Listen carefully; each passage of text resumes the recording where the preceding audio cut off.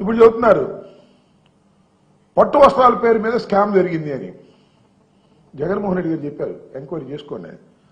ఇది 2015 నుంచి ఆ కంపెనీ సప్లై చేస్తున్నట్టు పట్టు వస్త్రాలు. ఎస్, విచారణ చేసుకోండి. అది కూడా పరకామణి కూడా విచారణ జరుగుతూ ఉంది. ఇది కూడా విచారణ చేసుకోండి. ధర్మాన్ని పాటించటంలో మా ప్రభుత్వం కన్నా మించిన ప్రభుత్వం కాదు మీదని కూడా ఈ సందర్భంగా నేను చెప్పదలుచుకున్నాను. సార్, చంద్రబాబు నాయుడు గారి గురించి ఆలోచిస్తే ఎన్ని దుర్మార్గాలండి చంద్రబాబు నాయుడు గారు.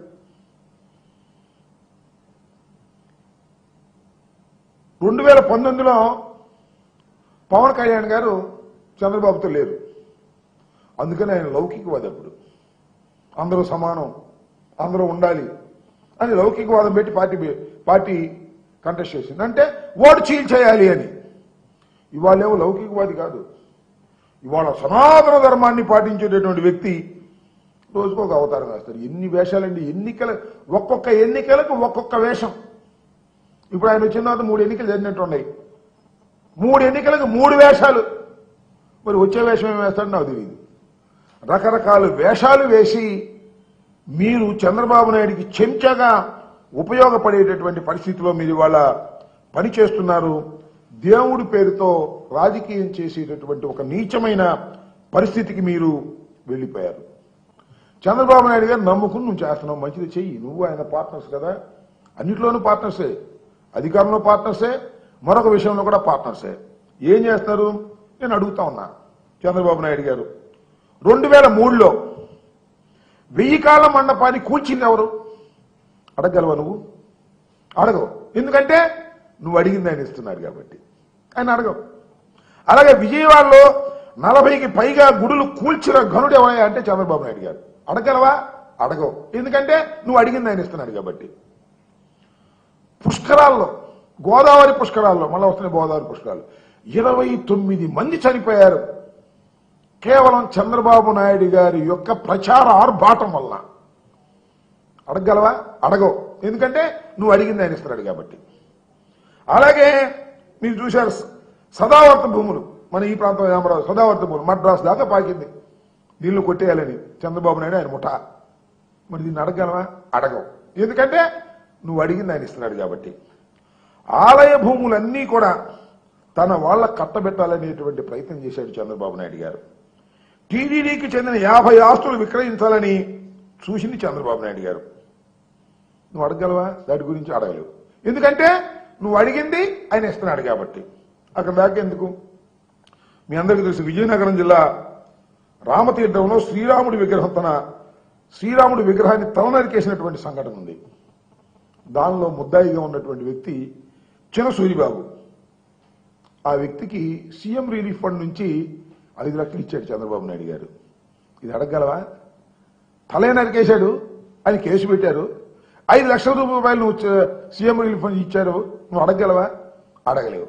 ఎందుకంటే నువ్వు అడిగింది ఆయన ఇస్తున్నాడు కాబట్టి.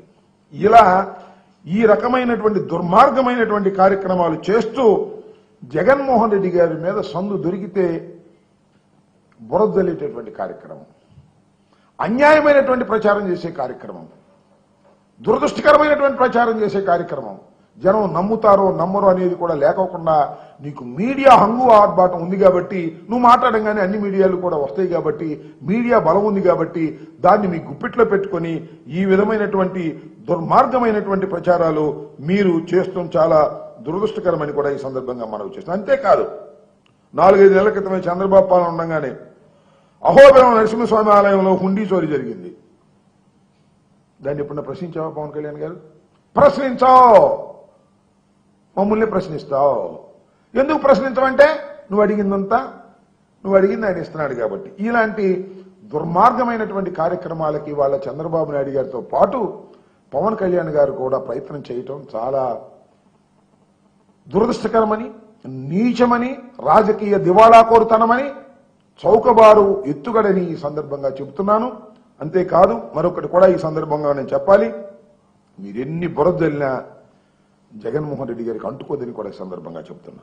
ఎందుకంటే జగన్మోహన్ రెడ్డి గారి టైంలో సుమారుగా కొన్ని వందల దేవాలయాలు నిర్మించినటువంటి వ్యక్తి జగన్మోహన్ రెడ్డి గారు.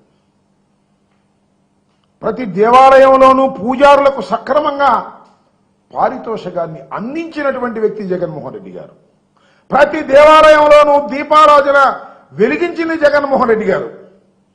అలాంటి జగన్మోహన్ రెడ్డి గారు మీరు ఎన్ని తప్పుడు ప్రచారాలు చేసినా, ఎంత మతాన్ని అడ్డం పెట్టుకొని మీరు బురద జల్లినా అంటుకోదనే విషయాన్ని మీరు గమనించాలి.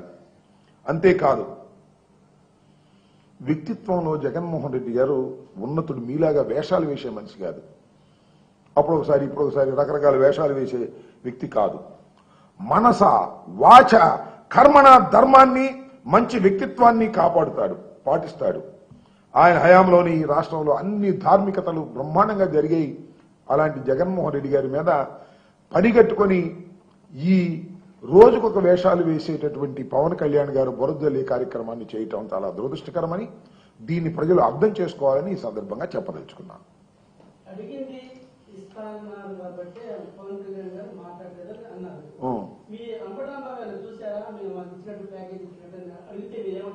అడగని చెబుతాను. ఎవరు అడుగుతారు? నువ్వు అడుగుతావా, ఆయన అడుగుతాడా?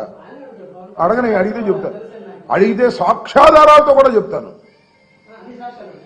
అడిగితే ఆయన అడగమను, సాక్ష్యాధారాలతో కూడా చెప్తాను. పవన్ కళ్యాణ్ చేసిన వ్యాఖ్యల మీద సనాతన ధర్మాన్ని కాపాడుతున్నారని చెప్తున్నారు. అయితే ఇక్కడ ముస్లింకి క్రిస్టియన్లకి వ్యతిరేకంగా మాట్లాడారు. దీన్ని ముస్లిం సమాజంలో క్రిస్టియన్ సమాజంలో నేను దాని జోలికి వెళ్ళటం లేదు. ఆయన సనాతన ధర్మాన్ని కాపాడటం కాదు ఆయనకి కావలసింది. ఆయనకి చంద్రబాబు ధర్మాన్ని కాపాడటమే ఆయన ప్రధాన ధ్యేయంగా పెట్టుకున్నాడు అనేది మాత్రం చాలా స్పష్టంగా చెప్పదలుచుకున్నాను.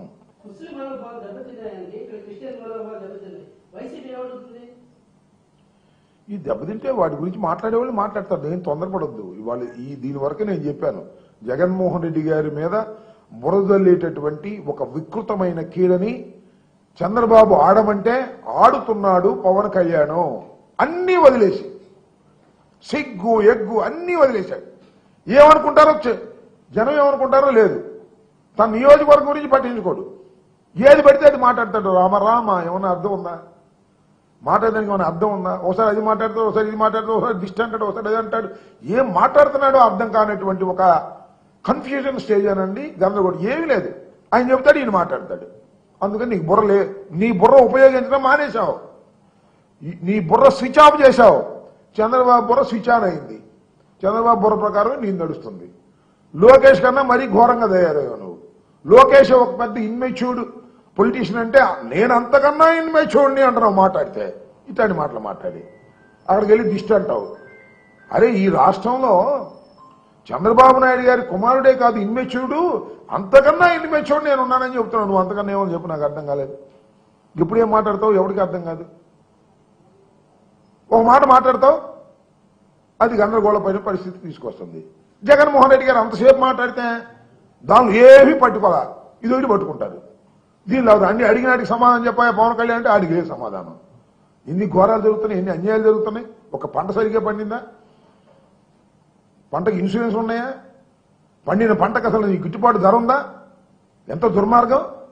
రైతు దగ్గర నుంచి రైతు ప్యాడీ కొంటున్నారా?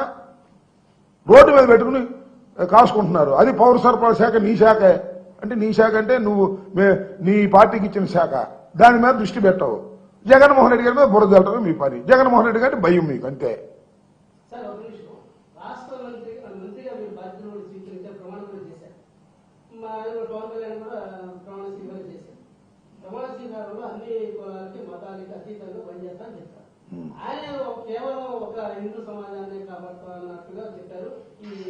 ఇది నువ్వు అసలు ఇవాళ అట్ట మాట్లాడేవాడు, రేపు అది అట్ట మాట్లాడేది అంటాడు. ఎందుకు వచ్చిన గొడవ?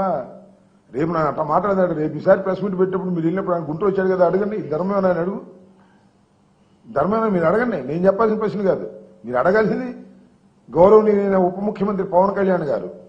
వారిని అడగాలి. హిందూ ధర్మాన్ని పరిరక్షించడం కోసమే ఈ మధ్యనే పుట్టాడు. అంతకుముందు ఆయన ఎప్పుడో పుట్టాడు, కానీ ఈ మధ్య ఇది పుట్టాడు. అంతకుముందేమో బ్యాప్టిజం తీసుకున్నానన్నాడు. అంతకుముందేమో మా నాన్న హేతువాది అన్నాడు. అంతకుముందేమో అసలు నేను చదువురా అన్నాడు.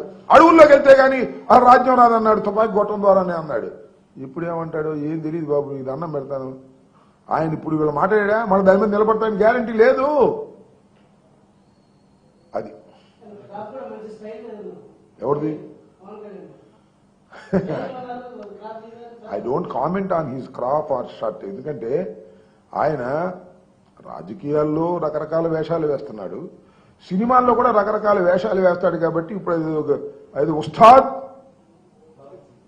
ఉస్తాద్ భగత్ సింగ్ అనే సినిమా షూటింగ్ ఉంది కాబట్టి దానికి తగ్గట్టుగా క్రాప్ గీపు చేసుకుంటున్నారు తప్ప దాన్ని ఏం తప్పు పట్టవలసిన అవసరం లేదు. ఎందుకంటే దానికి తగ్గట్టుగా షేప్ కోసం అదే వేషంలో ఉంటాడు. ఆ ఉస్తాద్ సంబంధించి ఉంటుంది. ఆయన శివన్ సినిమానో మరి అన్నాడు, మరి కొత్తగా ఏమన్నా